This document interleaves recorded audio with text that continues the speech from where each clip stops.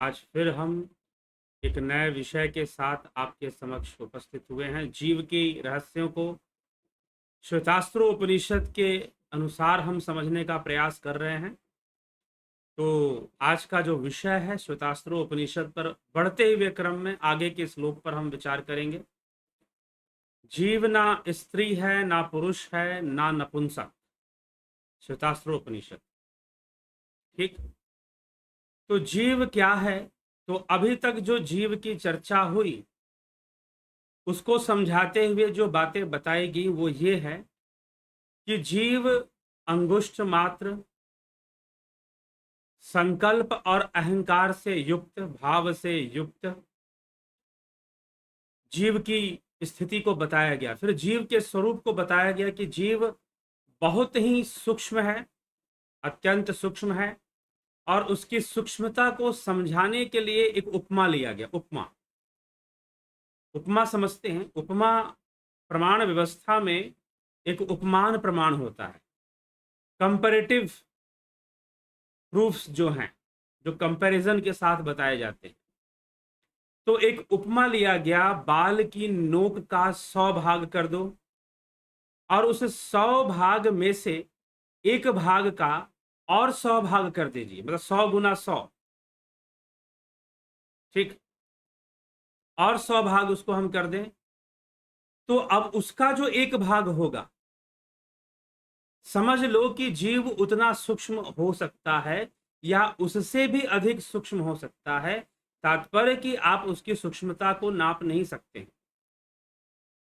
वो इतना सूक्ष्म हो सकता है। लेकिन इतना सूक्ष्म होते हुए भी असीम भाव वाला है।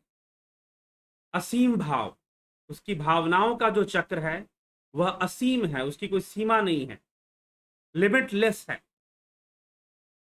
और उसी भाव बंधन में वह घूमता रहेगा, काल चक्र में वह घूमता रहेगा, भाव बंधन में वह घूमता रहेगा, काल चक्र में वो घूमता रहेगा, ये चीज चलती रहेगी। ठीक है। तो ये जीव की गति फिर उसी भावनाओं के वशीभूत, उसी काल चक्र के वशीभूत, अनेकों संस्कार, अनेकों भावनाएं। क्योंकि असीम भाव कहने का मतलब क्या है? भावनाओं के वशीभूत ही तो जीव शरीर धारण करता है। पुनरपि जननम पुनरपि मरणम पुनरपि जननी जठरे शयनम। असीम भाव के वशीभूत ही तो जीव शरीर धारण करता है। तो अनेकों भावों में वह फंसा रहता है और शरीर धारण करता रहता है। तो जीव के बारे में इस तरह से उसकी सूक्ष्मता, उसकी भाव शक्ति, और फिर संकल्प, अहंकार, इन सब से वो बंधा रहता है। बुद्धि और गुणों से बंधा रहता है। ये भी लिखा गया कि बुद्धि और गुणों से बंधा रहता है। अब एक और प्रश्न कि जीव विभिन्न शरीरों को धारण करता है। अब जितने भी शरीर हैं वो 3 प्रकार के शरीर बताए गए हैं। एक हो सकता है, इस वैसे तो कई योनियां हैं, अनेकों योनियों में जीव जा सकता है, अनेकों शरीरों को धारण कर सकता है। लेकिन उनमें जो जीव होते हैं वो लिंग के आधार पर 3 प्रकार के माने गए। कैसे? एक पुरुष हो सकता है, एक स्त्री हो सकता है, एक नपुंसक हो सकता है। तो ज्यादातर कुछ जो जीव, जो चर जीव हैं, जो चलने फिरने वाले हैं, उनमें जो है स्त्री, पुरुष और नपुंसक तीनों पाए जाते हैं। हाँ, ये हो सकता है कि नपुंसकों की संख्या कम हो, लेकिन जो ज्यादा चलने फिरने वाले नहीं हैं उनमें, और खासकर रेंगने वाले जीवों में, रेंगने वाले जीव हो गए या फिर जल में रहने वाले जो जीव है, उनमें उभयलिंगी अर्थात नपुंसक जीव बहुत अधिक पाए जाते हैं। ठीक है, उनमें नपुंसकों, उभयलिंगियों की संख्या अधिक होती है। वृक्षों में भी उभयलिंगी अधिक होते हैं। ठीक है। तो इस तरह से पाए जाते हैं। तो जीव क्या स्त्री हो सकता है? जीव का कोई लिंग होता है? जी नहीं। जीव ना स्त्री है, ना पुरुष है, ना नपुंसक है। यही विषय है आज का। तो आइए, उपनिषदों में इस बात को कैसे रखा जा रहा है, कौन से श्लोक हैं जिनमें यह बताया जा रहा है, ठीक, उसको हम नैव स्त्री, क्या कहा जा रहा है? नैव स्त्री न पुमानेश न चैवायम नपुंसकः यद्य यक्षरीर मादते तेन तेन स युज्यते। यह जीवात्मा न तो स्त्री है, नैव स्त्री, न पुमानेश, न पुरुष है, च न अयम नपुंसक, और ना ही नपुंसक ही है। वह जिस जिस शरीर को ग्रहण करता है उससे संबद्ध हो जाता है। तो अब जीव जो है जिस जिस शरीर को ग्रहण करता है वह उससे संबद्ध हो जाता है।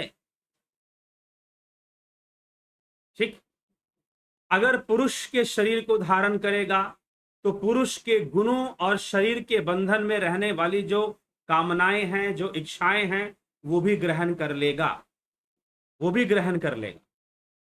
तो जीव जो है, जीव को इसीलिए अभी किसी ने, मुझे लगता है कि 2 दिन पहले की बात है, किसी ने प्रश्न किया था कि क्या जो स्त्री है, अगर किसी स्त्री की मृत्यु हो जाए तो क्या वो अगले जन्म में स्त्री ही बनेगी? किसी पुरुष की मृत्यु हो जाए तो क्या वो अगले जन्म में पुरुष ही बनेगा? जी नहीं, ऐसा कोई भी निश्चित नियम नहीं है कि ऐसा ही होगा। हां, किस आधार पे होगा? क्या जीव की अपनी निजी इच्छा पे कुछ होगा? ऐसा भी नहीं है कि जीव की निजी इच्छा पे कुछ होने वाला है, ऐसा भी नहीं समझना चाहिए। तो फिर कैसे होगा? प्रश्न ये उठता है। तो फिर किस प्रकार से होगा?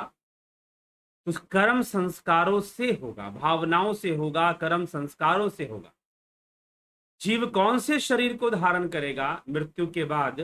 अगर उसका दोबारा जन्म होता है तो कौन से शरीर को धारण होगा, ये उसके कर्म संस्कारों पर ही निर्भर करता है कि उसके कर्म संस्कार कैसे हैं और उसके अंदर कैसी कामनाएं, कैसी इच्छाएं हैं। ठीक, तो ये समझने वाली यहां पर बात है। तो जीव का कोई लिंग नहीं होता, जीव ना स्त्रीलिंग है, जीव ना पुल्लिंग है, और जीव ना ही नपुंसक है। दोनों ही, तीनों ही श्रेणियों में जीव नहीं आता। तो जीव अहंकार से युक्त, संकल्प से युक्त, बुद्धि से युक्त, गुणों से युक्त, मन से युक्त, चित्त से युक्त जीव जो है, इन सब का समावेश करते हुए और इन सब को संगठित रखने वाला जो अहंकार है, बुद्धि और अहंकार, ये दोनों मिलकर इन सबको संगठित रखते हैं, कर्म संस्कारों को और संकल्प को। ठीक है ना, इन सबको संगठित रखते हैं। और यह जो संगठित रूप है, ठीक है, अगर हम आदि गुरु शंकराचार्य के विवेक चूड़ामणि के अनुसार देखें तो 8 तत्वों का संगठन, 8 तत्वों का संगठन, यह क्या है? जीव है, पुर्यष्टक है, सूक्ष्म शरीर भी इसको माना गया है। तो इन मुख्य रूप से अहंकार, बुद्धि और त्रिगुण, जो 3 गुण हैं, इनका समावेश होते ही बाकी चीजें तो अपने आप विकसित हो जाती हैं। मन विकसित हो जाएगा, चित्त बन ही जाएगा, लेकिन अहंकार, बुद्धि, संकल्प, 3 गुण, इन सब के मिल जाने से जीवत्व प्रकट हो जाता है, जीव प्रकट हो जाता है, जीव अस्तित्व में आ जाता है। अब अहंकार इसका राजा है, ठीक है ना, अहंकार इसका राजा है जो सब पर अपना नियंत्रण बनाए रखता है। ठीक है, सबको संगठित रखता है, सबको जोड़ के रखता है कि भाई सारे तत्व एक साथ रहो। और वही इस आसक्ति को, जीवत्व बोध को बनाकर रखता है कि मैं जीव हूं, मैं ब्रह्म हूं, ऐसा भान हो पाना। ये कहकर भी भान नहीं होता। अहम ब्रह्मास्मि कह देने से ब्रह्म का भाव नहीं हो जाएगा, क्योंकि ज्यादातर लोग मूर्खतावश, किसके वश? मूर्खतावश वो अहम ब्रह्मास्मि का अर्थ ये निकालते हैं कि भाई मैं ब्रह्म कैसे, कोई ब्रह्म कैसे हो सकता है? ब्रह्म तो सर्वशक्तिमान, सर्वव्यापी और सब कुछ वही है, तो मैं क्या सर्वशक्तिमान हूं? तो अगर मैं ये कहूंगा कि अहम ब्रह्मास्मि, तो मैं अपने आप को सर्वशक्तिमान कह रहा हूं, या फिर मैं अहंकार का प्रदर्शन कर रहा हूं? जी नहीं, ब्रह्म तो तब सामने आएगा जब तुम्हारा अहंकार खत्म हो जाएगा। ब्रह्म तो तुम्हारा मूल स्वरूप है, इसीलिए अहम ब्रह्मास्मि कहा गया है। ब्रह्म तो तुम्हारा मूल स्वरूप है। तो सारी दुविधा मिसकंसेप्शन से है। कॉन्सेप्ट्स अगर गलत पकड़ के रखे हुए हैं, अगर कॉन्सेप्ट्स को गलत समझा हुआ है आपने, आत्मा का कॉन्सेप्ट, ब्रह्म का कॉन्सेप्ट अगर गलत समझा हुआ है, जीव का कॉन्सेप्ट, तो अभी हम पूरे जीव के कॉन्सेप्ट पे वर्क कर रहे हैं, ठीक ना, कॉन्सेप्ट पे वर्क कर रहे हैं। तो जीव का जो कॉन्सेप्ट है उसे समझने की आवश्यकता है। तो उस कॉन्सेप्ट से कोई लेना देना हमारा है नहीं, और अपने मन मर्जी की बात समझ लेनी है। तो मैं तो सीधा बोलता ही हूं कि ज्यादातर जो हमारे सनातन धर्म के भाई बहन, हिंदू भाई बहन हैं, वो ब्रह्म को और गॉड को एक ही चीज समझते हैं। तो वहां दिक्कत होगा, वहां तो समस्या आएगी। क्योंकि जैसी कहा जाएगा अहम ब्रह्मास्मि, आप समझ लोगे आई एम गॉड। आप क्या समझोगे आई एम गॉड? आज ही मुझसे किसी ने पूछा कि what is the difference between soul and spirit. मैंने उनको रिप्लाई दिया I don't know, because atma is not soul, spirit is not jiva. ठीक, कॉन्सेप्ट्स अलग हैं, कॉन्सेप्ट्स अलग है। वो हम यहां आत्मा की बात करते हैं। तो atma is supreme one. In Christianity soul is not supreme one, God is supreme one. But in Sanatan Dharma, in Upanishadic philosophy, atma is supreme one. ठीक है, तो आत्मा सुप्रीम क्यों है? क्योंकि सर्वव्यापी है। अयम आत्मा ब्रह्म सुअयम आत्मा, अयम आत्मा ब्रह्म सुअयम आत्मा, ऐसे लिखा गया। तो इसीलिए कॉन्सेप्ट अलग अलग हैं। तो लेकिन जैसे ही बोला जाएगा अहम ब्रह्मास्मि, आप समझ लोगे आई एम गॉड। तो जहां आपने समझ लिया आई एम गॉड, सारा वहीं पर कूड़ा करकट हो गया, गुड़ गोबर हो गया सब वहां। तो अहम ब्रह्मास्मि, टू, इसका मतलब यह है अहम को खत्म कर दो, मात्र ब्रह्म ब्रह्म रहना चाहिए। ठीक है, मात्र ब्रह्म रहना चाहिए। तो इसीलिए जो ब्रह्म है वो सर्वव्यापी तत्व है, वो सर्वशक्तिमान। क्या सबके ऊपर अपनी ताकत दिखाएगा क्या? ऐसा कुछ उसे करने की आवश्यकता ही नहीं है। तो इसीलिए इस भ्रम में ना रहे। तो जीव क्या है? जीव इन सब को, मुख्य जीव के अस्तित्व के पीछे जो मुख्य है वो है तीन चीजें, बुद्धि, अहंकार और तीन गुण। बुद्धि, अहंकार और तीन गुण, और संकल्प। संकल्प पैदा होंगे तीन गुण से ही पैदा होंगे। तीन गुणों से, सतोगुण, रजोगुण, तमोगुण से ही संकल्प पैदा होंगे। तो इन सबों को, इन चार चीजों को मुख्य रूप से मान लीजिए, बुद्धि, अहंकार, संकल्प और तीन गुण। ये चार चीजें इकट्ठा हो जाती हैं। और अहंकार वो रस्सी है जो सबको बांध के रखता है। अब होता है ना कि बंडल होता है या कोई सामान होता है, आप रस्सी से बांध दे तो भाई गिरे ना, एक साथ रहे सब। ठीक है, तो अहंकार वो रस्सी है जो सबको बांध के रखता है। बस वो रस्सी खोल देनी है, खोल दोगे सब लय हो जाएगा, अपनी अपनी जगह पर अपने अपने तत्व में लय हो जाएंगे सब। तो ये हमें तथ्य को समझना होगा। तो जीवत्व, ये जो बांध दिया गया, ये जो बंधन बना बुद्धि, अहंकार, संकल्प और तीन गुणों का, यह जो बंधन बना वो जीव है। ठीक है, वो जीव है। वो संकल्पों को धारण करता है, फिर चित्त और मन भी विकसित हो जाते हैं, और वो संकल्पों को धारण करता है, कर्म करता है, कर्मों का फल भोगता है, कर्म संस्कारों को इकट्ठा करता है। कर्म का फल भोगने वाला जीव है, शरीर नहीं भोगता। अगर शरीर भोगता, एक बात बताइए, अगर शरीर कर्मों का फल भोगता तो मृत शरीर को अगर डंडे मारे जाए तो क्या वो चिल्लाएगा?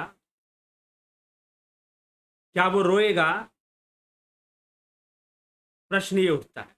तो शरीर कर्मों का फल नहीं भोगता। कौन फल भोगता है? जीव भोगता है। तो जीव ही देही है, जीव को देही भी कहा गया है। जीव को उपनिषद में और श्रीमद् भगवद गीता में। तो इसीलिए श्रीमद् भगवद गीता के अंदर भी जब मैंने बोला था तो देही का शब्द मैंने क्या बोला था? जीव ही बोला था। वो क्यों बोला था जीव? क्योंकि उपनिषदों में भी देही शब्द का प्रयोग हो रखा है और वहां जीव बोला गया है। और उपनिषद वेदांत है, पहले लिखे गए गीता से। गीता में जो श्लोक आते हैं बहुत सारे श्लोक उपनिषद के श्लोक हैं, ठीक है।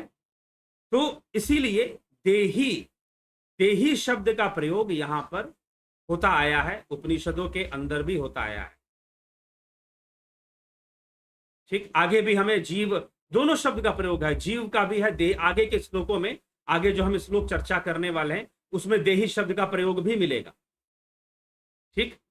तो ये है, तो ये जीव के बारे में बताया गया। अब ये कर्म संस्कारों से, अहंकार हो गया, बुद्धि हो गया, तीन गुण हो गया, इन सब से मिलकर जो बना एक एक सेंट्रलाइज्ड, एक सत्ता की तरह एक चीज बन गई। अब वो क्या करेगी, जैसे उसके कर्म संस्कार हैं वैसे वैसे वो क्या करेगी, अलग अलग शरीरों को धारण करना शुरू कर देगी। तैत्तिरीय उपनिषद में जीव के बारे में बताया गया कि भूख और प्यास को मिटाने के लिए उसने ब्रह्मा से शरीर मांगा, तो ब्रह्मा ने उसे घोड़े का शरीर दिया, ब्रह्मा ने उसे गाय का शरीर दिया। दोनों से संतुष्टि नहीं हुई तो ब्रह्मा ने उसे मनुष्य का शरीर दिया। फिर उसने कहा कि हाँ ये ठीक है, ये ठीक है, और फिर वो मनुष्य योनि के लिए भी आगे बढ़ने लगा और मनुष्य योनि को प्राप्त होने लगा। इसलिए सभी जीवों को अंत में मनुष्य योनि ही प्राप्त होती है। तो अब एक और प्रश्न कि वो स्त्री बनेगा, पुरुष बनेगा? जी नहीं, जैसे उसके कर्म संस्कार हैं वो बन जाए। हाँ, ये संभावना हम ऐसा जरूर कह सकते हैं कि इस बात की संभावना अधिक होगी कि पुरुष एक जन्म में जो पुरुष रहा है, पुरुष के शरीर में रहा है, वो अगले जन्म में भी पुरुष का शरीर प्राप्त करे, क्योंकि उसे अपने शरीर से आसक्ति हो गई है, ठीक है, अत्यंत आसक्ति हो गई है उसे पुरुष के शरीर में। तो जब पुरुष के शरीर में उसे अत्यंत आसक्ति हो जाएगी तो फिर वो पुरुष का शरीर धारण कर सकता है।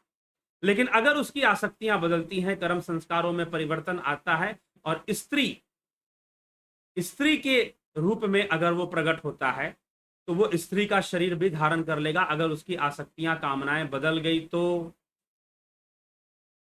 ठीक है, बदल गई तो कर्म संस्कारों के आधार पर कोई भी जीव अगर पुरुष शरीर का त्याग करता है तो वो स्त्री शरीर में प्रवेश कर सकता है, नपुंसक के शरीर में भी प्रवेश कर सकता है। तो ऐसा कभी मत फिक्स मत कीजिए, जैसे कि कुछ संस्थाएं कहती हैं कि नहीं, एक अगर पुरुष की मृत्यु होती है तो अगले जन्म में वो पुरुष ही होगा, एक महिला की मृत्यु होती है तो वो अगले जन्म में स्त्री ही बनेगी। ऐसा कोई निश्चित नहीं है, ऐसा कोई निश्चित नहीं है। यह पहले आप इस चीज को समझ लें, ये कहा जा रहा है।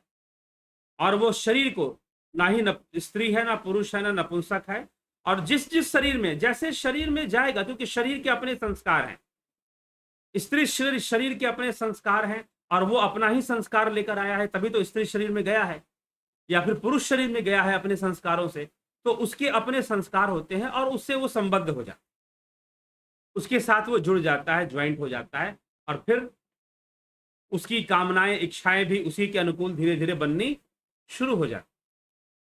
तो इसीलिए आप देखते होंगे कि कई तरह के डिसऑर्डर्स होते हैं, जेनेटिक डिसऑर्डर हम उनको कह सकते हैं, या सेक्सुअल डिसऑर्डर्स भी हम उनको कहते हैं। तो जेनेटिक डिसऑर्डर्स के बारे में अगर आपने जेनेटिक साइंस को थोड़ा बहुत बेसिक्स भी आपको क्लियर होगा तो आप जानते होंगे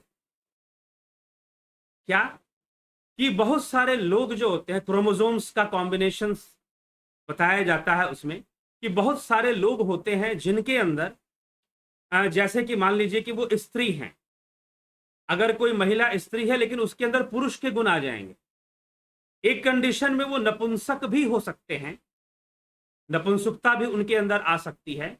लेकिन कुछ कंडीशंस ऐसे होते हैं कि नपुंसक नहीं है लेकिन शरीर के अंदर पुरुष के गुण दिखाई देंगे स्त्री शरीर में, और पुरुष शरीर में स्त्री के गुण दिखाई देना शुरू हो जाते हैं, ठीक है।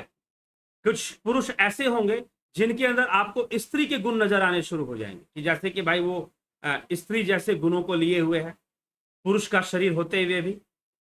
और कुछ स्त्रियां ऐसी हो जाती हैं जो कि स्त्री का शरीर लिए हुए भी पुरुषों जैसी आव भाव या फिर उनका चाल चलन, उनके मतलब कि हैबिट्स में भी चीजें पुरुषों जैसी आ जाती हैं, ठीक है, या शरीर के बनावट में भी पुरुषों जैसे गुण आ जाते हैं।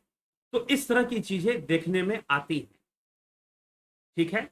तो ऐसी चीजें क्यों आ जाती हैं, किस लिए आ जाती हैं? तो अगर हम जेनेटिक साइंस के अनुसार जाएंगे तो सीधा बोलेंगे भाई this is the arrangement of chromosomes, ठीक ना, जो क्रोमोसोम्स हैं आपकी, तो उसके अकॉर्डिंग ये डिसीजन हो रहा है, ठीक है। तो और कई बार जो स्त्री है वो कुछ ज्यादा ही स्त्रीत्व उसके अंदर होता है, कई बार कुछ पुरुष ऐसे होते हैं कुछ ज्यादा ही पुरुषत्व होता है, क्योंकि संतुलन तो दोनों से मिलकर बनता है, संतुलन की अवस्था दोनों से मिलकर बनती है। तो इसीलिए एक पुरुष के अंदर छुपा हुआ स्त्री भी होती है और स्त्री के अंदर छुपा हुआ पुरुष भी कहीं ना कहीं होता है, ठीक। तो ये गुण, अब हम अगर शास्त्रों की अध्यात्म की बात करेंगे तो हम सीधा कहेंगे कि पिछले जन्मों के कर्म संस्कारों से ही कई बार स्त्रियों के अंदर पुरुष वाले गुण दिखाई देने शुरू कर देते हैं या पुरुषों के अंदर स्त्री वाले दिखाई देते हैं। पिछले जन्मों के कर्म संस्कार है, जीव ने वैसा शरीर धारण कर लिया है, ठीक है। तो जीव के लिए कुछ भी महत्व नहीं है, जीव के लिए इतना ही महत्व है कि संकल्प कैसा है और उसके कर्म संस्कार कैसे हैं, वो वैसे वैसे शरीरों में जाएगा। यह फिक्स नहीं है कि वह जो है स्त्री शरीर में है तो पुरुष स्त्री शरीर में ही बार बार देह धारण करेगा, जी नहीं। मृत्यु के बाद हो सकता है कि उसके कर्म संस्कारों में ऐसे बदलाव आ जाए, उसके संकल्पों में भावनाओं में ऐसे बदलाव आ जाए कि वह पुरुष होने के बाद भी अगले जन्म में स्त्री का शरीर धारण कर ले।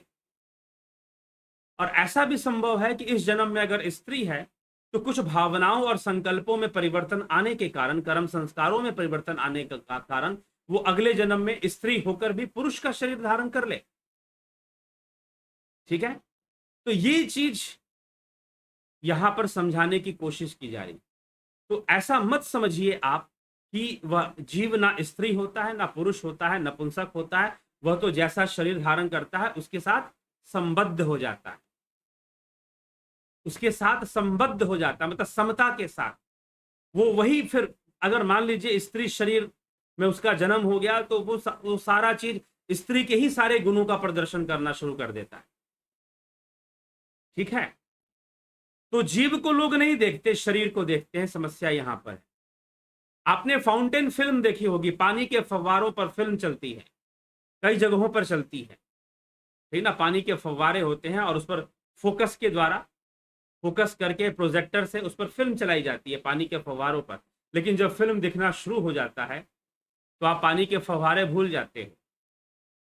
सिनेमा हॉल में जब आप पर्दे पर फिल्म देखते हो तो पर्दे को भूल जाते हो, आप पर्दे को भूल जाते हो, फिल्म की कहानी में खो जाते हो, कौन रो रहा है कौन डरा जाता है,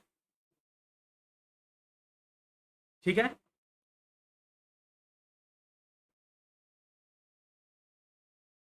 तो ये समस्या जीव के साथ है।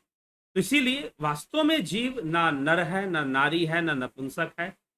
जीव तो बस जीव ही है, अति सूक्ष्म है, असीम भावनाओं को धारण करने वाला, कर्म संस्कारों को धारण करने वाला, मन बुद्धि अहंकार संकल्प और 3 गुण, इन 4 चीजों से ये बना हुआ है, ठीक है। तो इस प्रकार से अब इसकी अवस्थाएं भी है, सूक्ष्म अवस्था हो सकती है, स्थूल अवस्था हो सकती है, कारण में भी जा सकता है। इन 3 अवस्थाओं में ये गमन कर सकता है, उसके आगे ये गमन नहीं कर सकता, क्योंकि उसके आगे फिर विशुद्ध अवस्था है, आत्मा की अवस्था है विशुद्ध, ठीक।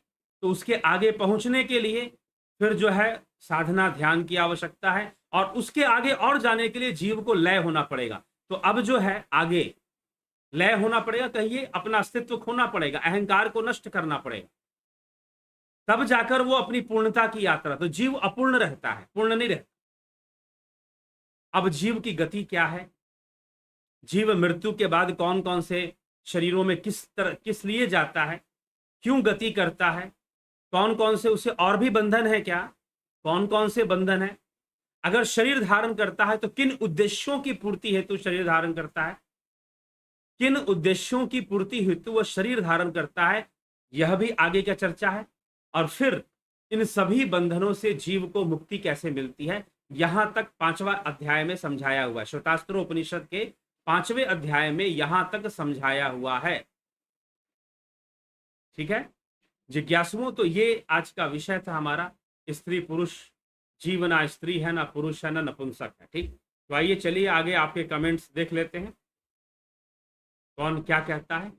कल आगे के विषय पर हम चर्चा करेंगे। जगत नारायण जी बहुत अभिनंदन, SKM गुरु जी, राम सजीवान सिंह जी, सोमनाथ शिंदे जी, व्यासराज जी, SK मिन्हास जी, गुरु जी सादर प्रणाम। कृपया आपसे प्रार्थना, मृत्यु के बाद जीव की यात्रा पर भी कभी विस्तृत चर्चा अवश्य करें।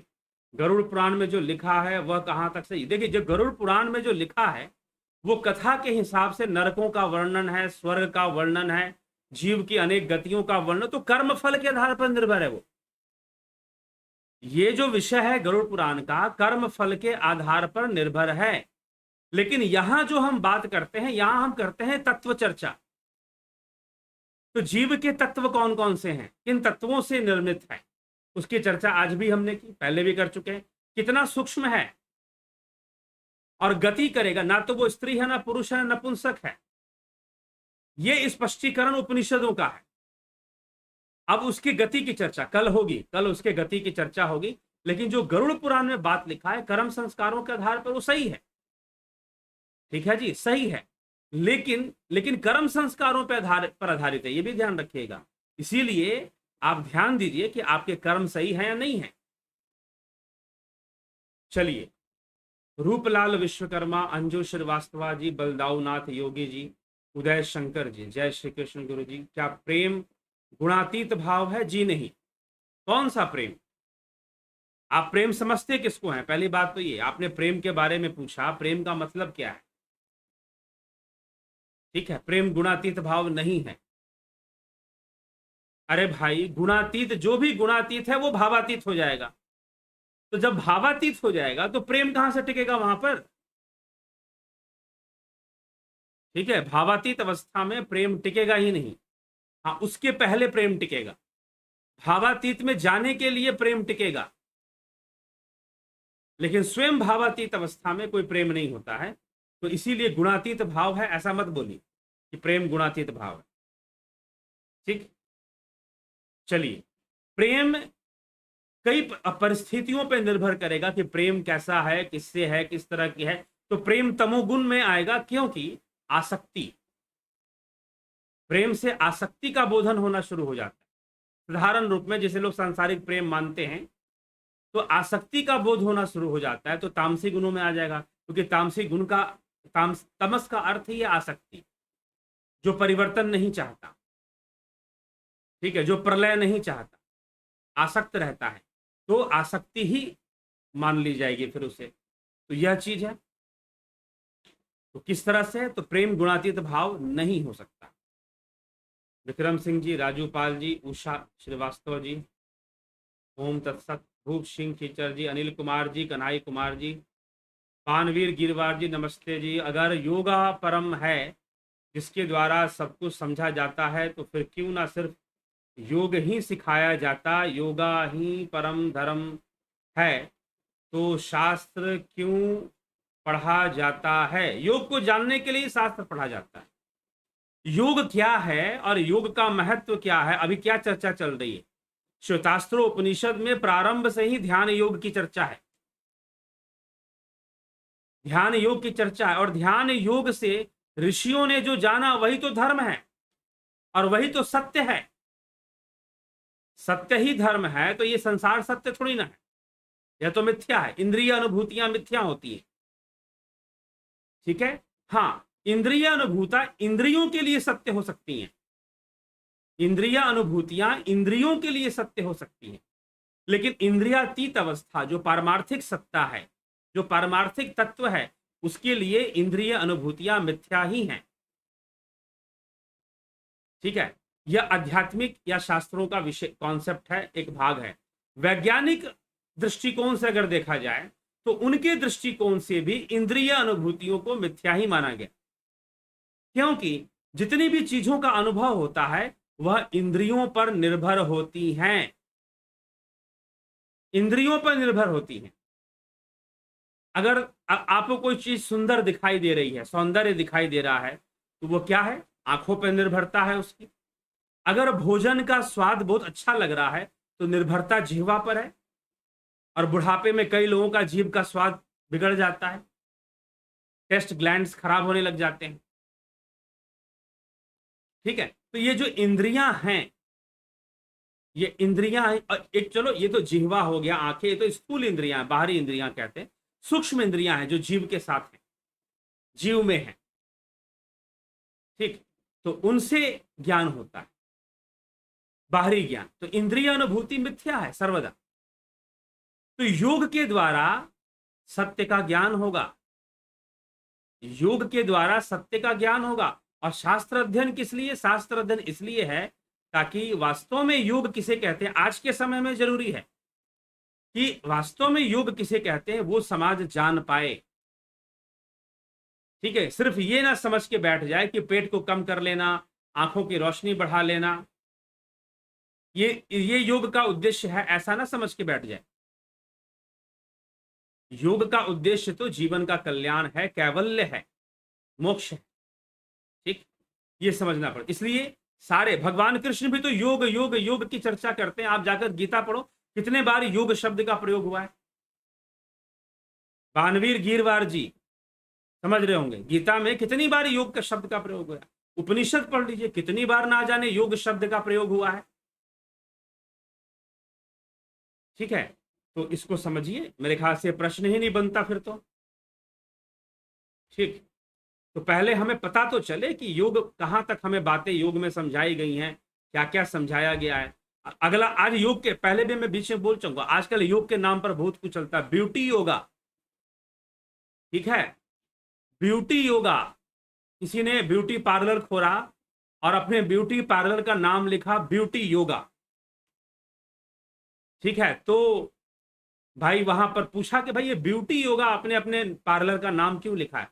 तो उन्होंने कहा कि हम ब्यूटिशियन के साथ, ब्यूटी मतलब मेकअप करने के साथ साथ लड़कियों को ये भी सिखाते हैं कि सुंदर कैसे बनना है, कौन से एक्सरसाइज करोगी जिससे कि तुम्हारा तुम्हारा सौंदर्य बना रहेगा, या फिर योग आसन में से भी बताते हैं हम। तो इसीलिए ये ब्यूटी योगा है। मैंने कमाल है भैया, कुछ लोग करेंगे ब्यूटी योगा, कुछ लोग करेंगे बिजनेस योगा। ठीक है, कुछ लोग कर देंगे हॉट योगा। ठीक है, कुछ लोग कर देंगे कुछ योगा। तो भैया पता नहीं योग का क्या क्या बना के रखा है। तो इसीलिए जरूरी है कि शास्त्र पढ़ो, वास्तव में योग क्या है समझ में आएगा, योग क्या है। तो इसीलिए शास्त्र नहीं अगर पढ़ेंगे, और योग शास्त्र क्या, श्रीमद् भगवत गीता को भी योग शास्त्र कहते हैं, पतंजलि योग शास्त्र भी है, और फिर उपनिषद में भी योग की चर्चा हो ही रही है। तो इसीलिए ट्रेंडिंग जिसे कहते हैं ना, टर्म्स जो हुआ करते हैं, ब्रांडिंग टर्म्स, लोग देखते हैं कि भाई योगा का बहुत ज्यादा वो है, तो ब्रांडिंग टर्म को यूज करते हैं, अपने प्रोडक्ट के आगे योगा शब्द जोड़ देंगे, वेदा शब्द जोड़ देंगे। ठीक है, ताकि जो है भारतीय लोग, और भारत बहुत बड़ा मार्केट है, इंडिया अपने आप में यहाँ बाजार है बहुत बड़ा, सभी दुनिया भर की कंपनियां यहाँ पहुंचती हैं अपने सामान को बेचने के लिए। तो ब्रांडिंग कर देती हैं, योगा जोड़ दो, वेदा जोड़ दो, ताकि भारतीय लोगों को विश्वास हो कि हाँ हम सही चीज दे रहे हैं ब्रांडिंग करके। अब ब्रांडिंग से तो नहीं फाइनल होता कि सही चीज है, वो तो वही बात हो गई कि वेश देख मत भूलिए, पूछ लीजिए ज्ञान, मोल करो तलवार की, पड़ी रहने दो म्यान। ये जो फॉर्मूला है हर जगह लागू होता है, ये मत सोचिएगा कि ये फॉर्मूला सिर्फ साधु समाज पे लागू होता है, हर जगह लागू होता है, ये ब्रांडों पर भी लागू होता है। और वो जो चंबल के जो डाकू हुआ करते थे, वो क्या करते थे कि अगर यूपी में डाका डाला तो राजस्थान में घुस जाते थे यूपी पुलिस की वर्दी पहनकर। ठीक है, अगर एमपी में डाका डाला तो यूपी में घुस गए एमपी पुलिस की वर्दी पहनकर। अब यूपी पुलिस समझेगी भाई ये तो एमपी पुलिस आ रखी है, डाकुओं को ढूंढते ढूंढते आ गए होंगे। तो वेश तो वो भी बदलते थे। तो वेश देखकर अगर हर बात को जानने की कोशिश करेंगे तो भ्रम में तो पड़ ही सकते हैं, ठगे जा सकते हैं। तो ये प्रोडक्टों का भी अपना अपना वेश बना लेते हैं ये लोग ब्रांडिंग के माध्यम से। तो इसीलिए शास्त्र अध्ययन तो बहुत अनिवार्य हो गया है वर्तमान समय में, बहुत अधिक अनिवार्य हो गया है कि सही अर्थों को जाना जाए, एपिस्टेमोलॉजी भी समझी जाए, सही सार को समझा जाए, कॉन्सेप्ट्स क्लियर होने चाहिए, भक्ति क्या है, पूजा क्या है, योग क्या है।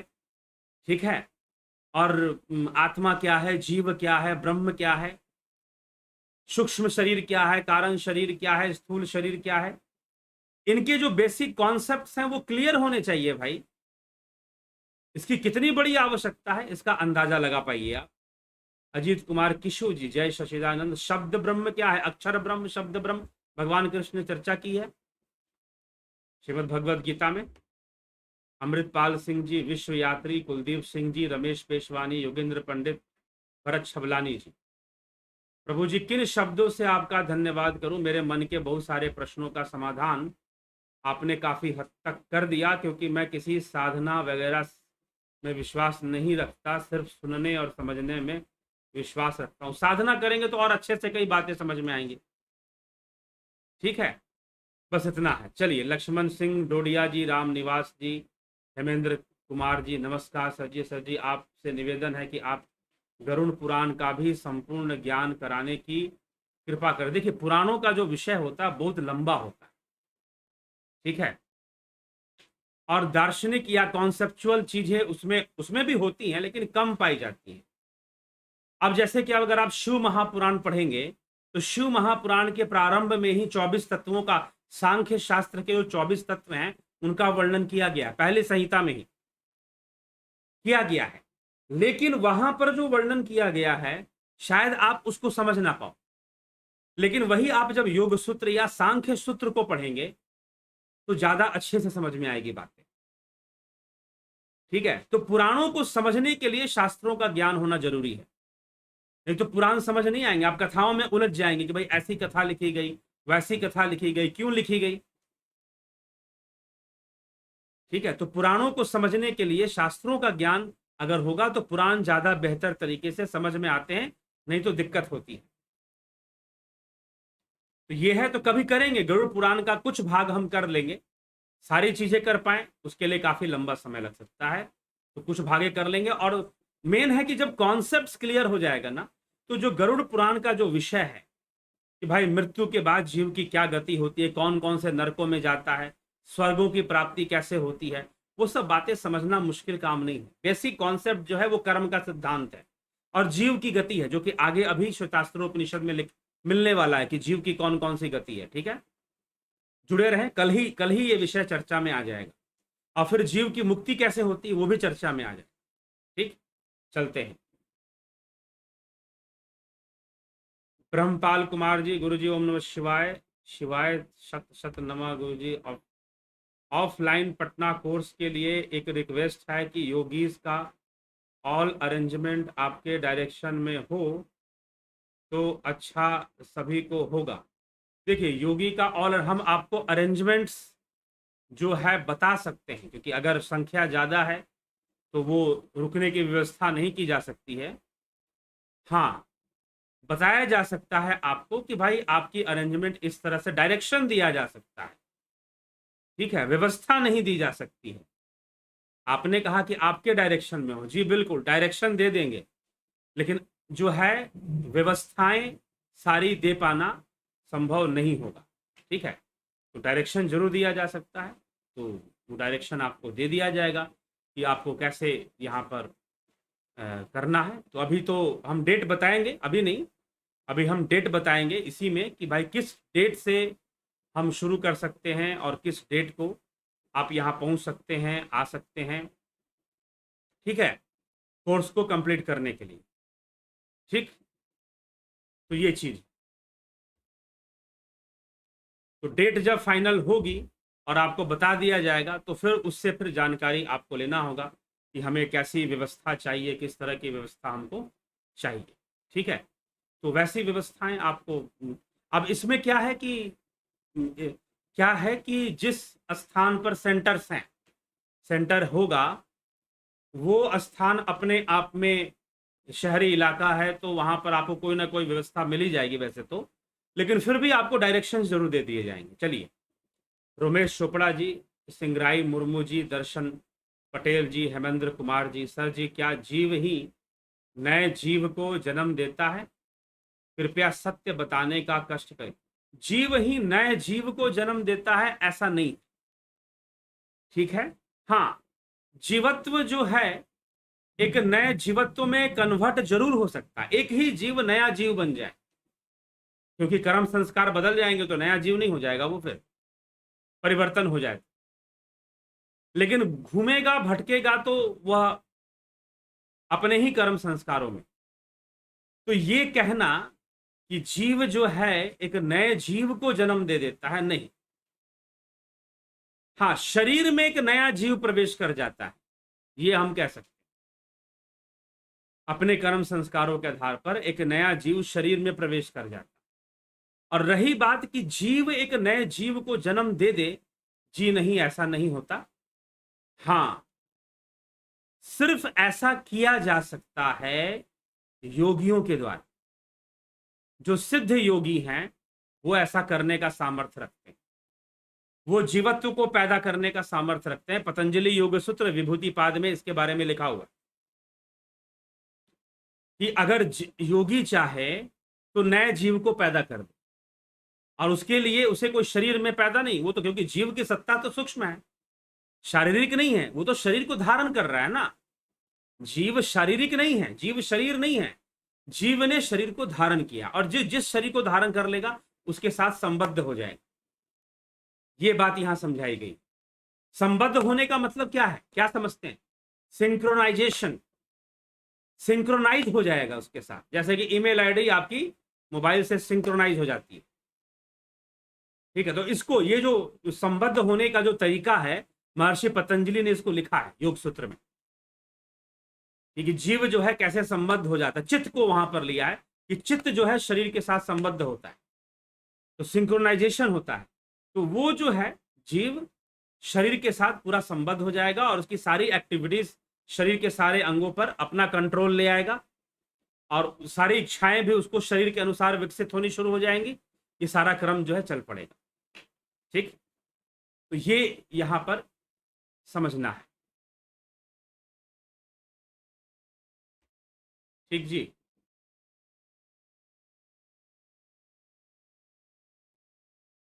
तो जीव को जन्म देता है, तो जीव जीव को जन्म नहीं देता, शरीर के माध्यम से तो शरीरों को ही जन्म देता है, और वह कोई दूसरा जीव उस शरीर को धारण कर लेता है। हाँ, जो सिद्ध योगी हैं वो जीवों को भी जन्म देते हैं, मतलब वो जीवों की संख्या भी बढ़ा सकते हैं और बढ़ाते भी हैं।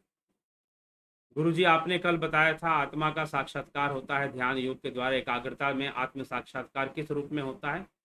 एकाग्रता, एकाग्रता एक साधन है, एकाग्रता एक साधन है। जहां पर एकाग्रता भी खत्म हो जाती है वहां ध्यान शुरू होता है। एकाग्रता का अर्थ है धारणा, जो कहा गया है पतंजलि योग सूत्र के अंदर, यम नियम आसन प्राणायाम। धारणा, प्रत्याहार, प्रत्याहार के बाद धारणा, ध्यान समाधि।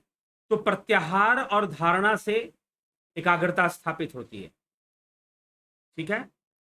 एकाग्रता का मैच्योर हो जाना, धारणा का परिपक्व हो जाना। जब धारणा परिपक्व हो जाती है अभ्यास करते करते, जबरदस्ती नहीं, अभ्यास करते करते, निरंतर अभ्यास से जब धारणा परिपक्व हो जाती है तो ध्यान शुरू होता है। तो ध्यान जो होता है वो स्वतः होने वाली क्रिया है, ध्यान कोई कर नहीं सकता, ध्यान कोई कर नहीं सकता, ध्यान स्वतः ही होने वाली क्रिया है, ठीक। तो ये पहले समझने की आवश्यकता है। तो ध्यान आनंद भी, ध्यान में आनंद की, आनंदमय कोश से हम जुड़ जाते हैं ध्यान की अवस्था में।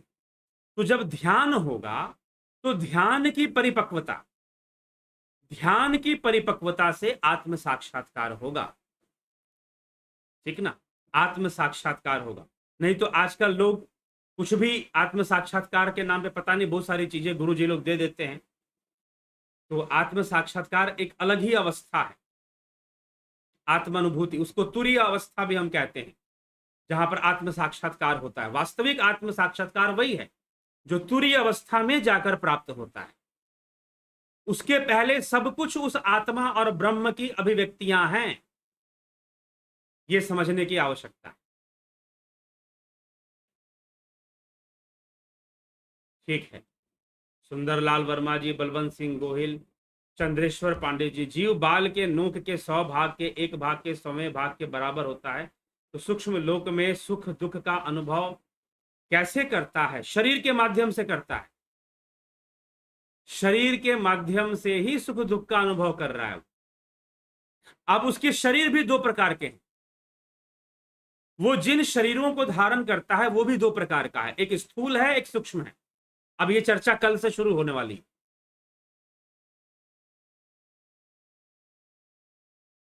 ठीक है, अब ये जो चर्चा है कल से शुरू होने वाली है, तो इसकी प्रतीक्षा कीजिए। और यह जो बोला गया है कि बाल के नोक के 100 भाग के एक भाग का और 100 भाग कर दिया जाए, मतलब 100 गुना 100 हो गया। अगर हम इस तरह से अगर हम चलते हैं तो यह एक उपमा दिया गया है समझाने के लिए कि अति सूक्ष्म है जीव, जो है अति सूक्ष्म है। हो सकता है कि उसके हजारवें भाग से 900 1000 गुना से भी अधिक वो सूक्ष्म हो, जो आप नाप नहीं सकते। कोई मशीन नहीं है कि जीव को आप नाप सकें या देख सकें, चाहे वो माइक्रोस्कोप हो चाहे इलेक्ट्रॉनिक माइक्रोस्कोप हो। वो वायरस देख सकता है, परमाणु देख सकता है, लेकिन जीव को नहीं देख सकता। तो कहने का मतलब जीव सूक्ष्म से भी सूक्ष्म, या सिर्फ मनुष्य ही अपनी सूक्ष्म गति को कर कर एकाग्रता से, ध्यान से, अभ्यास से सूक्ष्मावस्था हिरण्य गर्भ लोक में प्रवेश कर कर जीव की सही सही स्थिति को जान सकता है, समझ सकता है।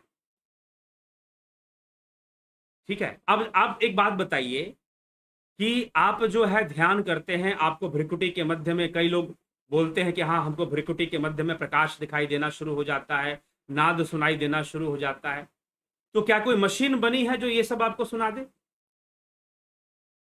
नहीं बनी है ना कि जो सुना दे आपको। आप खुद ही अंतर्मुखी होकर इनको जानते हैं। तो वैसे ही जीव की जो वास्तविक स्थिति है वह कोई मशीनों से या फिर ये बाल के नोक को, ये तो एक उदाहरण, एक उपमा लिया गया है ताकि आप समझ सकें, उसकी सूक्ष्मता का अंदाजा लगा सके। लेकिन वह जो सूक्ष्म है वह शायद बाल के 100 भाग के 100 भाग के 100 भाग का भी 100 भाग कर दिया जाए तो वो उससे भी ज्यादा सूक्ष्म निकलेगा। ठीक, तो वह मशीनों का विषय नहीं है, वो माइक्रोस्कोप का विषय नहीं है। तो इसीलिए यह एक समझाने के लिए एक उदाहरण लिया गया है, ताकि उन लोगों के लिए जो बिल्कुल आध्यात्मिक नहीं है, जिनको अध्यात्म से कोई लेना देना नहीं है, उनके दिमाग में कॉन्सेप्ट भाई करे कि भाई तुम जीव को ऐसे मत समझ लेना, जीव को शरीर नहीं है, वो सूक्ष्म से भी अति सूक्ष्म है। तो इस बात को क्लियर करने के लिए यहां पर ये बाल के नोक वाला एक उपमा लिया गया है, समझ गए? ये चीज है, इसका मतलब ये ना समझ ले कि वो जीव का साइज बताया जा रहा है, बिल्कुल नहीं।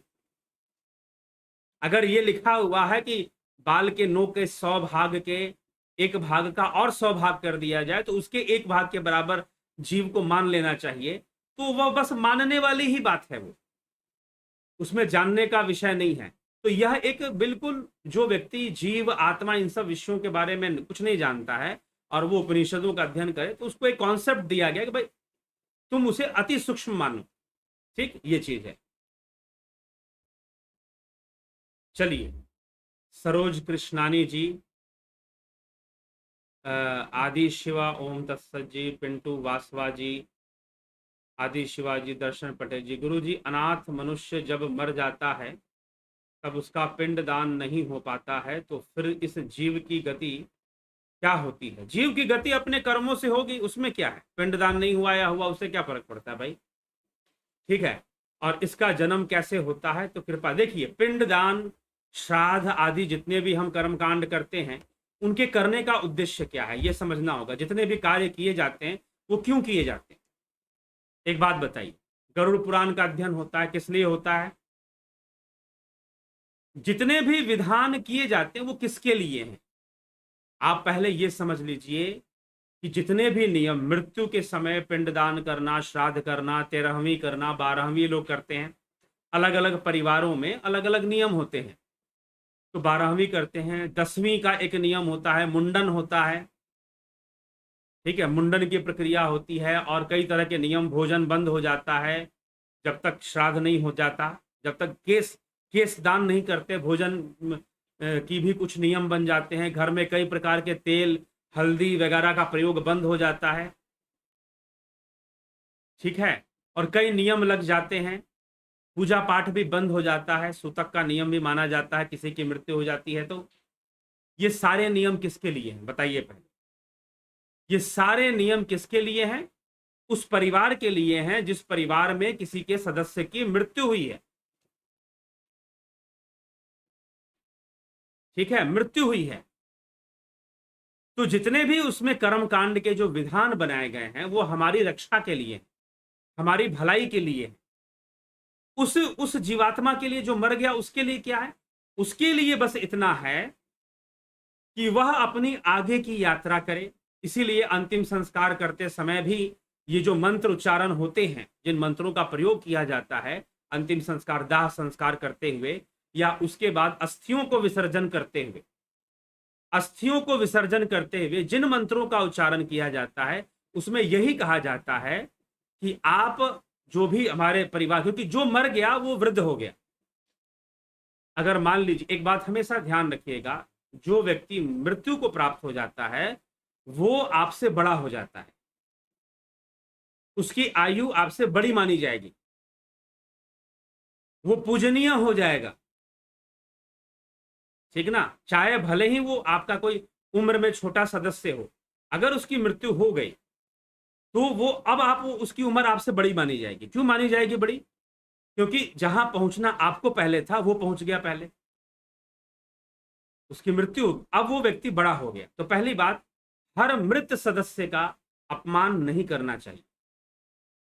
आपके परिवार के किसी भी मृत सदस्य का अपमान नहीं करना चाहिए, क्योंकि वो आपसे बड़ा हो गया है। भले ही उसकी उम्र छोटी रही होगी आपसे जब वो जीवित होगा तब, लेकिन मरने के बाद वो आपसे बड़ा हो गया।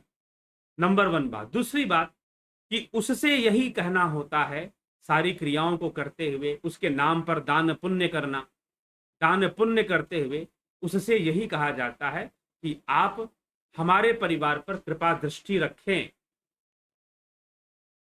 ठीक है, हमसे दूर रहें लेकिन फिर भी कृपा दृष्टि रखें। अब आपका और हमारा संबंध नहीं हो सकता क्योंकि हम शरीर वाले हैं। ठीक है, हम शरीर वाले हैं, आप तो शरीर में है नहीं, तो इसीलिए आप हमसे दूरी से, अपने लोक से, आप अपने लोक को जाइए, आप यहां मत रहिए, आप हमारे बीच में मत रहिए। साफ बोला जाता है, do not stay with us, go to your places. आप अपने जगह पर जाइए, आप अपने लोक को जाइए, पितृलोक को जाइए, स्वर्ग लोक को जाइए, और वहां से आप पितृलोक में जाकर वहां से हमारे ऊपर कृपा दृष्टि रखिए। ये पिंडदान में यही प्रार्थनाएं की जाती हैं, या इस मंत्रों के जो अर्थ निकलते हैं वो इसी प्रकार के अर्थ निकलते हैं। और फिर उस मृत व्यक्ति के नाम पर दान करना, दान करना। ठीक है, तो ये जो जितना भी आप कहते हो ना कि भाई भोज होता है, उसे भोज कराते हैं लोग, लोग मिठाइयां खाते हैं, 13वें दिन जो जाकर है ये बंद हो जाना चाहिए। कुछ लोग अभियान चला रहे थे। अरे तुमको विज्ञान भी पता है, आत्मा परमात्मा का, सूक्ष्म शरीर का, जीव का। जब कुछ पता नहीं है तो क्यों बेकार में बोले जा रहे? और जिस दिन तुम आज बंद करवा दोगे, बड़े इंटेलेक्चुअल बने हो। आजकल क्या है कि सोशल वर्क के नाम पर इतना ढोंग होता है फंडिंग इकट्ठा करने के लिए। हम कुछ सोशल वर्क करके दिखाएंगे, हम कुछ नया करके दिखाएंगे। तो नया करने के चक्कर में और सोशल वर्क के नाम पर जितना ढोंग हमारे देश में होता है वो उसका अंदाजा नहीं है आपको। और इसलिए कई नाम पर, चाहे वो नारी सशक्तिकरण का नाम हो, चाहे वो गरीबों की सेवा हो, चाहे वो मजदूरों की सेवा हो, चाहे वो बेरोजगारी का मामला हो।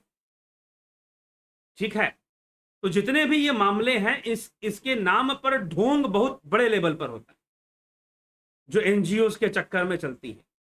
तो ये भोजन नहीं होना चाहिए। किसी घर में मृत्यु हुई है और उसको भोजन कराना पड़ता, भोजन कराना कोई जबरदस्ती थोड़ी ना है कि तुम भोजन कराओगे। भोजन कराना एक दान है। ठीक है, आप मत खिलाइए अपने परिवार के लोगों को। आप अपने, अगर मान लीजिए किसी युवा व्यक्ति की मृत्यु हो गई है, बहुत कम उम्र में हो गई है, और आपके परिवार बहुत दुखी हैं, आप मत खिलाइए। सिर्फ उसके नाम पर गरीबों को, दरिद्रों को, और एक जो ब्रह्म भोज है, अब ब्रह्म भोज कहोगे, भाई ब्रह्म भोज हुआ करता था ब्राह्मणों को खिलाने का। तो अब वो जो ब्राह्मण हुआ करते थे जिस समय ये नियम बनाए गए, वो ब्राह्मण भी बड़ी पवित्रता से रहने वाले होते थे, बड़े नियम में रहने वाले होते थे। ठीक है, तो यह भी होता था। तो अगर आपको लगता है कि नहीं, तो भाई ठीक है, जो भी आपको सत्पुरुष लगता है, जो, हाँ, जिसके वाकई में ये नहीं कि आप मोहावश कि हम तो फलाने नेताजी को ही खिला देंगे।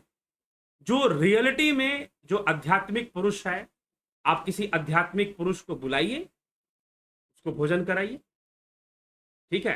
तो ये सारी चीजें एक दान क्यों देते हैं, भोजन क्यों कराते हैं, ताकि उस मृत व्यक्ति का जो भाग है सबसे जुड़ जाए, ठीक है, उसका भाग सबसे जुड़ जाए। और दूसरी बात, जो दान आप कर रहे हो उसके नाम पर, वो पुण्य आपको प्राप्त हो, क्योंकि आपके पुण्यों से, अब लोग ये भी पूछते हैं पूर्वजों से क्या संबंध है, कर्म का संबंध है। कल ही किसी ने पूछा था कि अगर हम साधना करेंगे तो क्या हमारे पूर्वजों का कल्याण होगा? निश्चय होगा। आपकी तरह तो नहीं होगा, लेकिन वो भी कल्याण के मार्ग पर जुड़ जाएंगे, उनका कल्याण होना शुरू हो जाएगा, उसकी शुरुआत हो जाएगी, ये कहेंगे हम, ठीक है। आप खुद ध्यान योग कर रहे हैं तो आपका तो कल्याण सबसे पहले होगा, बाद में उनका भी, वो भी उसी लाइन में जुड़ते जाए, उसका फल उनको भी मिलेगा। तो हमारा कर्म का संबंध होता है हमारे पूर्वजों से। तो दान पुण्य करने से वो पुण्य का जो अंश है वो ग्रहण करते हैं। क्या ग्रहण करते हैं? पुण्य का अंश ग्रहण करते हैं, भाव ग्रहण करते हैं, दान का भाव ग्रहण करते हैं। इसीलिए खासकर पितृ के लिए, पितरों के लिए पशु पक्षियों को भोजन कराना, जानवरों को भोजन कराना, दरिद्रों को भोजन कराना का बड़ा महत्व है, बड़ा महत्व है। इसलिए पितृ पक्ष में पशु पक्षियों को खाना खिलाया जाता है ज्यादातर। तो ये सारी चीजें कर्म सिद्धांत के आधार पर बनाई गई हैं, और मीमांसा का दिया हुआ, मीमांसा शास्त्र का दिया हुआ सारी चीजें हैं। कर्मकांड सिद्धांत जो है, एक बात हमेशा ध्यान रखिएगा, जब भी मीमांसा के कर्मकांड को आप क्वेश्चन मार्क लगाते हैं तो पहले फिलॉसफी पढ़ लीजिए। मीमांसा की विचारधारा कैसी है, किस विचारधारा के आधार पर उन्होंने कर्मकांड सिद्धांत दिया है, उसको जान लीजिए। अगर उसको जान लेंगे तो प्रश्न चिन्ह नहीं बनेगा। फिर ऐसा नहीं है, जो लोग सवाल करते हैं कि भाई कौवे को खिला देंगे तो कौवा का पेट पोस्ट ऑफिस है क्या कि वो पितरों के पेट में जाएगा? कुछ नहीं जाने वाला, पुण्य जाएगा, पुण्य, ठीक ना। क्योंकि जो पक्षी होते हैं उनमें वायु तत्व की अधिकता मानी गई है, तत्वों का विज्ञान है सारा। पक्षियों में क्या अधिक है? एयर, वायु को इकट्ठा। मनुष्य का जो शरीर है इसमें पानी बहुत ज्यादा है मनुष्य के शरीर में, लेकिन वायु भी है, उतना नहीं है। लेकिन जो बर्ड्स हुआ करती हैं, जो पक्षियां होती हैं, उनके शरीर में वायु तत्व को सबसे ज्यादा माना गया। तो वायु जो है, वायु और अग्नि, ये दोनों तत्व संदेश वाहक माने गए हैं। देवताओं के लिए अग्नि और पितरों के लिए वायु। सुनिए, ये तत्व का विज्ञान है।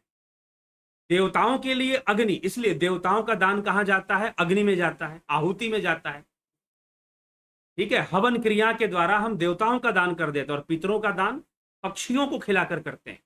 चील को खिलाया जाता है, कौवा को खिलाया जाता है। जो पक्षी बहुत ज्यादा उड़ने वाला होता है उसको खिलाना और अच्छा माना जाता है, ठीक है। तो क्या जाएगा? भावनाएं जाएंगी, पुण्य जाएगा, ना कि पक्षी थोड़ी ना, पक्षी तो खा गया, अन्न तो उसी को शरीर को लगने वाला है, पुण्य जाएगा। इसीलिए दान, दान जो है सनातन धर्म में, हिंदू धर्म में और मीमांसा के अंदर, मीमांसा शास्त्र के अनुसार आदमी को डेली कुछ ना कुछ दान कर देना चाहिए। डेली, कोई दिन आपका ऐसा ना हो जिस दिन आपने कुछ दान ना किया, ये लिखा गया है, समझ गए? नहीं तो नरक में तो जाओगे जाओगे, ठीक है। तो दान को बहुत ज्यादा महत्व माना गया है, ठीक है।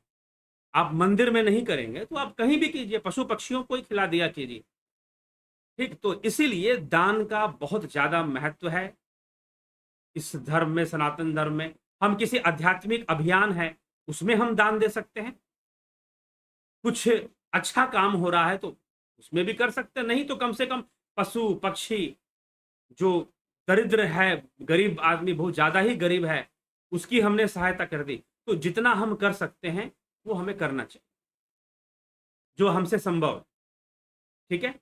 तो ये चीज है। तो अगर आप मान लीजिए साधना करते, अब राजा सगर ने कठोर तपस्या की थी अपने पूर्वजों की मुक्ति के लिए, कठोर तपस्या की थी। तपस्या का क्या संबंध मुक्ति से? पूर्वजों की मुक्ति से समझ सकते हैं। या तो आप ध्यान योग करिए, योगी बन जाइए। जो योगी बन गया, ध्यान योगी बन गया, अब वो दान ना भी करे तो चल सकता है, क्योंकि वो अपना ध्यान योग करते करते अपनी साधना से ही पूरे वातावरण को शुद्ध करता है, अपने पुण्य को बढ़ा रहा है। ठीक है, तो इसीलिए शास्त्रों ने यह माना है कि योगियों के ऊपर सारे नियम लागू नहीं होते, लेकिन पहले योगी तो बने। पहले स्वाभाविक रूप से योगी कब बनोगे? अब ये प्रश्न उठता है कि आप योगी कब बनोगे?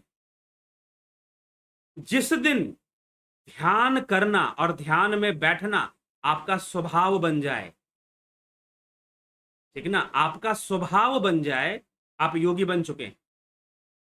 जिस तरह से आप भोजन के बिना नहीं रह सकते, जिस तरह से आप सोए बिना, नींद पूरी किए बिना नहीं रह सकते, वैसे ही आप ध्यान किए बिना ना रह पाओ, तो आप योगी बन चुके हैं ऑलमोस्ट। ठीक है, ये बात। चलिए आगे बढ़े प्रश्नों की ओर। तो ज्यादा हर प्रश्न पर, हर कमेंट पर चर्चा करना संभव नहीं हो पाता।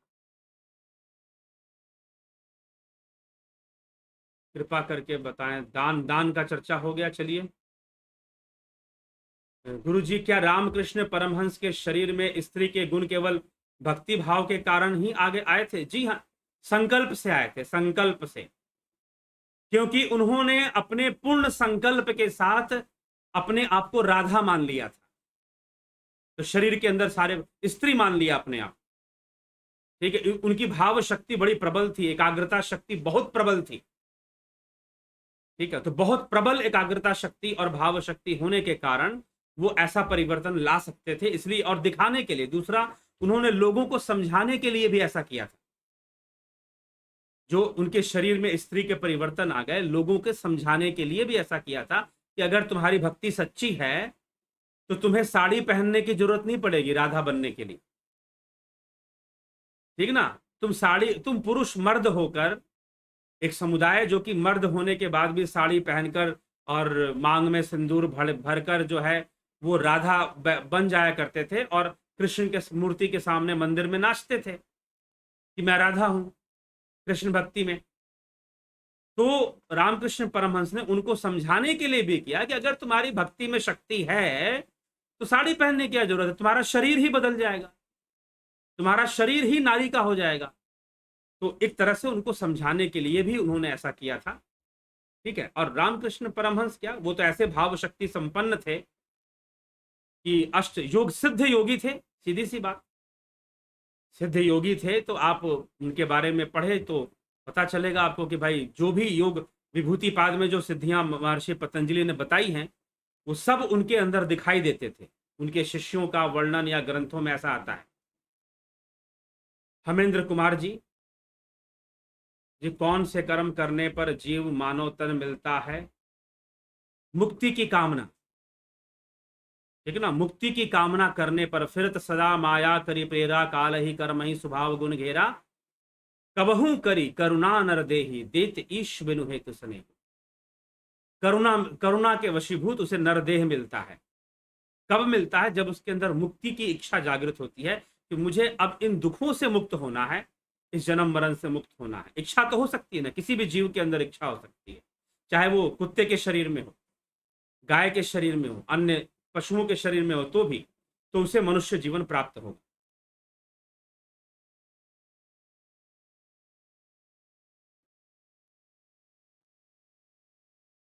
ठीक,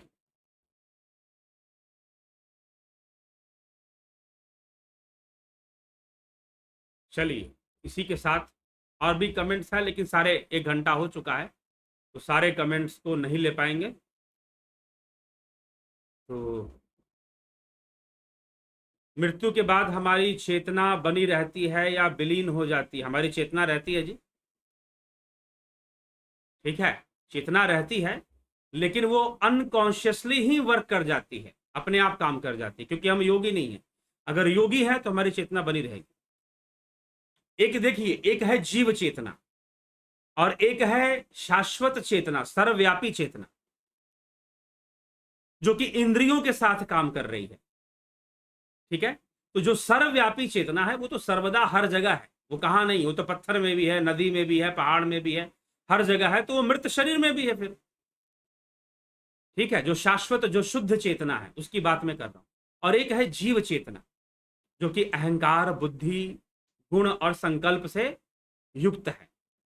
जीव चेतना, तो जीव चेतना बनी रहती है। हमने शरीर छोड़ दिया है, क्योंकि आपका प्रश्न, अब ये प्रश्न किस दृष्टिकोण से किया गया है? अपने आप को शरीर मानकर किया गया है या जीव मानकर किया गया है? अपने आप को अगर जीव मानकर किया गया है तो जीव चेतना रहती है, बिल्कुल रहती है। लेकिन आप शरीर त्याग चुके होते हैं, आप शरीर त्याग चुके होते हैं, इसीलिए मृत शरीर को मारोगे तो उसे चोट नहीं लगने वाली, क्योंकि उसमें आप तो है नहीं, आपने तो देह त्याग दिया। ठीक है, तो ये चीज है, तो जीव चेतना रहेगी नहीं, फिर क्यों नहीं रहेगी? ठीक, हाँ। लेकिन कुछ समय के लिए, तत्कालीन मृत्यु के समय, वह अनकॉन्शियसली काम करती है, मतलब कि ऑटोमेटिक वे में काम करना शुरू कर देती है अपने आप। वह शरीर का त्याग कर देती है, निकल जाती है, क्योंकि शरीर अब उपयोग, मृत्यु हो गई, शरीर काम का नहीं रह गया, वो छोड़ देती है उसे और आगे की यात्रा शुरू कर देती। ठीक है, चलिए।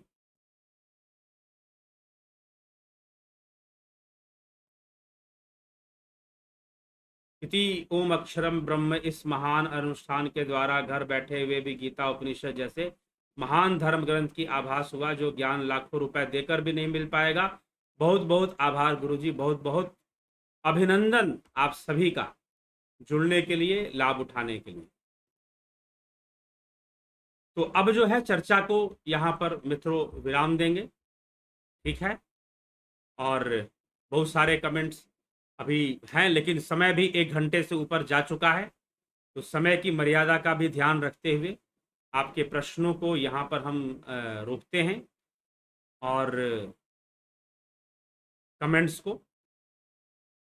कल फिर जो है एक नए विषय के साथ, हाँ, अगर आपको लगता है कि हमें अपने प्रश्न का उत्तर चाहिए ही, एकदम हमको चाहिए ही, तो आप कोशिश कीजिए कि फर्स्ट कम फर्स्ट बेसिस पर कमेंट करें आप। ठीक ना, आप पहले, क्योंकि उसी आधार पर हम चलेंगे, तो आप पहले कमेंट करने का कोशिश हो सके तो आप, क्योंकि शेड्यूलिंग तो पहले ही हो जाती है, वीडियो की शेड्यूलिंग पहले ही हो जाती है, आप पहले ही कमेंट कर दीजिए उस पर।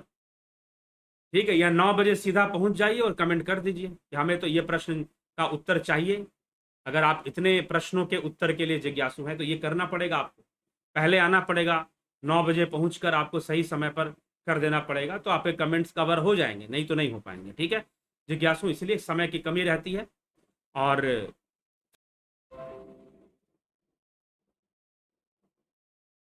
ठीक है, तो फिर इसी के साथ विराम देंगे अभी इस सभा को। जो लोग ध्यान योग का कोर्स ज्वाइन करना चाहते हैं वो ज्वाइन कर सकते हैं। 29 तारीख से जो ध्यान योग होने वाला है उसके लिए रजिस्ट्रेशन चालू है, आप शुरू हो चुका है, आप पेमेंट कर कर कोर्स ज्वाइन कर सकते हैं। दूसरा कि दूसरा क्या है कि जो लोग ऑफलाइन मोड में कोर्स करना चाहते हैं उनके लिए भी जल्द ही बताया जाएगा कि किस तारीख से उनका कोर्स शुरू होगा। जो यहाँ आकर जो केंद्र पर सितंबर में होगा, इस महीने तो होगा ही नहीं, अगस्त के महीने में नहीं होगा, सितंबर के महीने में होगा। तो सितंबर के महीने में कब से शुरू होगा तो उसके लिए भी आपको बताया जाएगा, और बताकर फिर जो है आपको फिर उसका डेट बताया जाएगा। तो फिर आपको सारा डिटेल, उसमें भी आपको डिटेल्स जमा करने हैं और पहले जमा करने हैं, आने के पहले ही आपको जमा करने हैं। ठीक है, जैसे कि इसमें भी लोग कोर्स शुरू होने के पहले अपना डिटेल जमा कर देते हैं, ऑनलाइन मोड में भी अपने डिटेल्स दे देते हैं, बस कुछ डिटेल्स आपकी अधिक होंगी।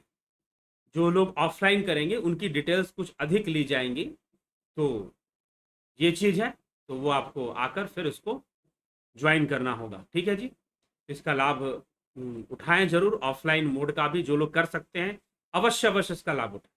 ठीक है, जो लोग ऑनलाइन में कर सकते हैं वो ऑनलाइन कर ही रहे हैं। हाँ, लेकिन क्या है कि जो ऑनलाइन कोर्स है वो भी इस तरह से डिजाइन किया गया है कि कोई विषय छूटे ना और लोगों को लगे ही ना कि वो कोई कमी रह रही है, इतना कोशिश उसमें किया गया है। ठीक है, तो निश्चय ही दोनों ही प्रक्रियाएं अब शुरू हो रही हैं। अभी फ़िलहाल हम जहाँ व्यवस्था आपको दे सकते हैं, पटना शहर में आपको व्यवस्था दे सकते हैं, तो इसीलिए वहीं पर आपको व्यवस्था अभी फ़िलहाल दी जा रही है। भविष्य में दूसरे शहरों में भी व्यवस्था देने की व्यवस्था की जाएगी, ठीक है? तो अभी नहीं हो पाया है, तो टाइम लगेगा चीज़ों को बनने होने में। तो आप लोग के सहयोग से ही होगा, अपने आप नहीं हो जाएगा। तो इसीलिए आप उसके लिए सहयोग की भावना भी रखें कि हाँ, दूसरे शहरों में भी अगर किया जा सकता है, तो आप ज़रूर उसके लिए प्रयास, अगर कोई प्रयासरत हो सकता है, तो ज़रूर बात करें, बताएँ, उस पे विचार किया जाएगा फिर। तो ये चीज़ है। लेकिन फ़िलहाल यहाँ पर आप कर सकते हैं, तो ज़रूर उसका लाभ उठाइए। और ऑनलाइन कोर्स 29 तारीख से शुरू हो जाएगा। बहुत-बहुत आभार आप सभी का।